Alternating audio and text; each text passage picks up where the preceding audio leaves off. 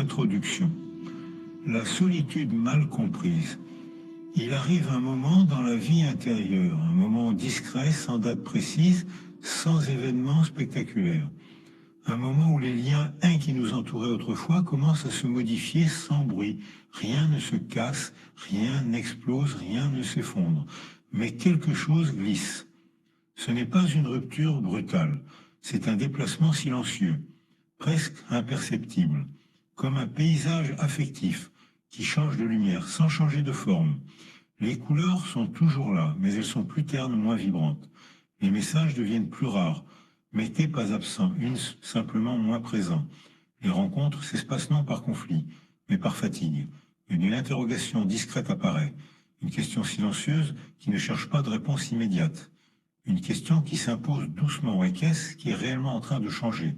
L'esprit humain n'aime pas le flou. Face au silence, il invente des explications. Il interprète l'absence comme un signe de rejet, le manque de réponse comme une faute personnelle. Nous avons appris très tôt que l'attention de l'autre conditionne notre valeur. Alors quand elle diminue, nous doutons. Nous cherchons ce que nous avons mal fait, ce que nous aurions dû dire, ce que nous aurions dû être.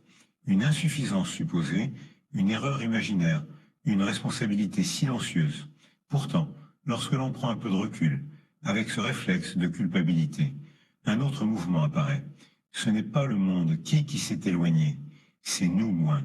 Qui, sans nous, en rendre compte, avons commencé à regarder ailleurs, à écouter d'autres besoins plus profonds, moins visibles, à chercher non plus du lien à tout prix, mais un espace respirable, un espace où notre sensibilité peut enfin se détendre.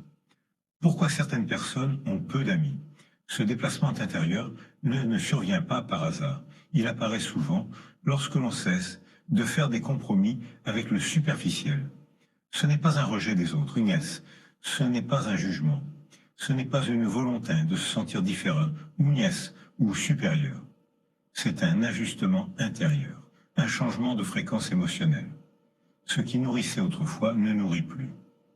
Ce qui amusait, Inès fatigue. Ce qui remplissait sonne creux. Laisse lorsqu'on ne peut plus se forcer à participer à des conversations creuses. Laisse lorsque l'échange tourne en boucle, sans profondeur, sans présence. Lorsque les rituels sociaux deviennent automatiques, mécaniques, un simple sens de la vie, réorganise les choses. Elle ne demande pas la permission, elle agit doucement. Elle est érotique, n'a plus d'ancrage en nous. Elle est sans explication. Et elle laisse place, elle est à une autre forme de présence. Elle serait justement qu'un surprend toujours, même lorsqu'il est nécessaire. Il provoque une douleur légère, une nostalgie calme. Pas la nostalgie des personnes, mais de ce que l'on était avec elles. Nous confondons souvent une transformation et perte. Et pourtant, quand beaucoup de relations, et conservées par habitude, reposent davantage sur le confort du connu que sur la profondeur réelle, quand on commence à écouter l'intérieur, c'est ces liens fondés sur la répétition, plutôt que sur la sincérité, révèlent leur fragilité. Ils ne traversent pas, ou uspégués, les changements du monde intérieur. Être seul et se sentir seul, dans seul moment de recul, une distinction essentielle apparaît. Les relations qui demeurent ne sont pas celles qui distraient, mais celles qui parlent, même dans le silence. On comprend aussi que certains attachements n'étaient pas là pour nourrir la sensibilité, mais pour éviter de ressentir un vide intérieur. Ce vide, il est souvent mal compris. Il n'est pas un ennemi, il n'est pas une menace. Il est l'espace non exploré. Une partie de soi bête qui demande attention, c'est implacable à compensation. Lorsque l'on cesse de remplir chaque silence par une présence extérieure, le silence change de nature. Il révèle un terrain d'écoute. Il révèle des nuances intérieures, des émotions, longtemps masquées, fumigacieux par le bruit social. On découvre alors que beaucoup de gestes, vivaces milvés, beaucoup de relations, fumigacieux, étaient motivés, non par un désir de partage, mais par la peur de se retrouver face à soi. Milaste, être seul, milaste que devenir, fut un acte de cohérence intérieure. Se sentir seul naît souvent d'un abandon de soi. Solitude choisie solitude subie. Isala, dépendance émotionnelle, est rarement visible. Elle ne crie pas, elle murmure. Elle se glisse dans le besoin constant d'être validée. Isala, reconnue. Isala plasure dans la pratique clinique, Isala on te mismoel, Isala zuretrevin plasure, des personnes entourées de monde. Mais profondément, la première mismoel, maïbdori n'est pas un remède. Isala, elle est parfois isamaskinis. Est-ce qu'elle a un remède? N'a jamais garanti, quel t'est. Ce qui compte réellement, c'est la capacité à rester présent à soi quand le monde cesse de répondre, comme on l'attend. J't'ai. C'est ici que commence, j't'ai, la maturation affective.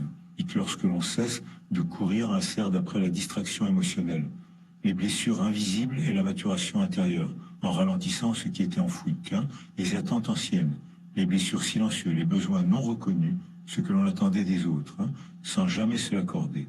La solitude, qui cesse alors d'être menaçante, elle devient un lieu de passage, un espace que de compréhension.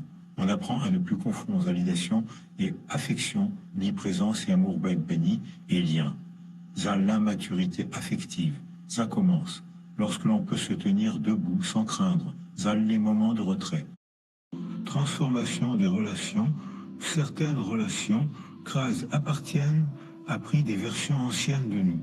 Les maintenir par peur ou par nostalgie revient parfois pris à se trahir intérieurement. Accepter que certaines présences ne s'accordent plus à notre vie actuelle. Pleine de blâme, de ment, pleine de gamin. Mais de laisser ne se corrompre de rompre violemment, mais de laisser incliner la distance, s'installer naturellement, fac sans manipulation, fac sens punitif, fac lorsque l'on cesse, fac saut de forcer une connexion, fac ce qui reste, c'est la vérité du lien, transformer la solitude en force pièce. À ce stade, fac la solitude change de statut, CS, elle devient, CS, c'est compte réellement. C'est, elle réduit le nombre, mais augmente. C'est la profondeur. Ce n'est pas un isolement. C'est une réorganisation. Ce que l'on gagne n'est pas une froideur, mais une maturité vivante. On n'attend plus que l'autre nous complète, permette. On comprend que la relation la plus structurante est celle que l'on entretient avec soi-même. Message final, remettre la solitude, mais n'était pas le but, remettre, elle était un passage, remettait pas la salle. Elle n'était pour nous enfermer, mais pour nous éclairer. Elle nous a appris à revenir, à respecter nos limites, comme à construire une présence stable. Elle l'était, et lorsque cette présence devient solide, les relations changent coin, naturellement. Oh, mais on n'aime plus pour éviter la solitude. On aime parce que l'on a quelque chose à partager. Elle était la paix interne, elle n'était pas une fuite du monde, et elle était une manière d'y participer avec plus de vérité, plus de douceur, plus de présence.